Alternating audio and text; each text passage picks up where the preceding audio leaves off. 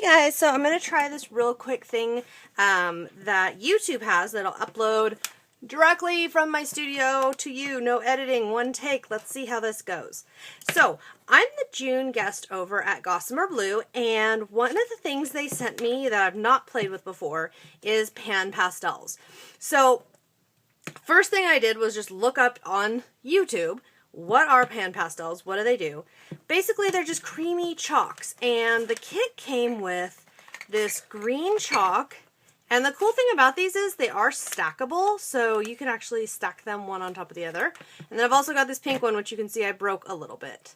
Now, what makes these chalks a little bit different is they're a little more soft, they're a little softer, a little more, kind of have a creamy feel to them. They kind of remind me of this powder foundation I used to have.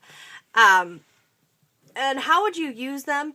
These to me are most similar to what I do with Perfect Pearls powders, in that you need something to stick them to. I mean, I could rub this on here on this blue paper and it might show up a little bit, but what's really going to make it show is if you stamp something. And I'm using the Versamark ink pad, and we'll talk about that in 1 second, that came with the kit.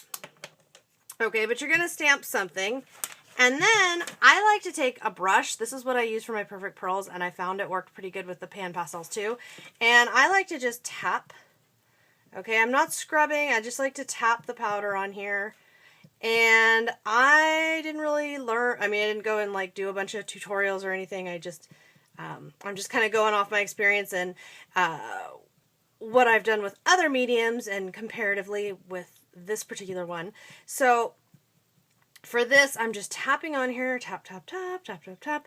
And then once I've got the whole image, and the tapping is just because I don't want to scrub yet. I don't want to smear any of that ink around if there's a lot of wet ink, and the tapping just gets everything placed.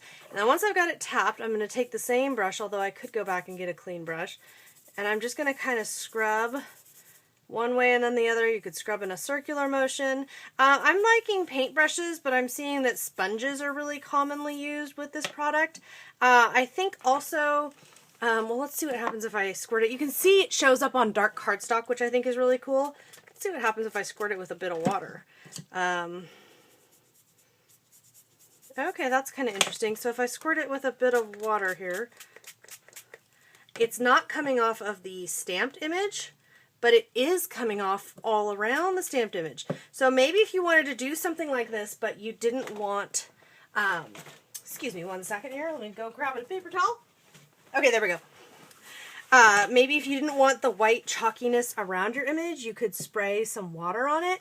I have heard if you really want to set this, you're going to need to do something like a Krylon fixative, or I don't know, I think hairspray would work or something like that, to really set the chalkiness, because it is a chalk essentially. I kind of like what that does if I squirt it with water. I'm loving that it doesn't come off of the Versamark.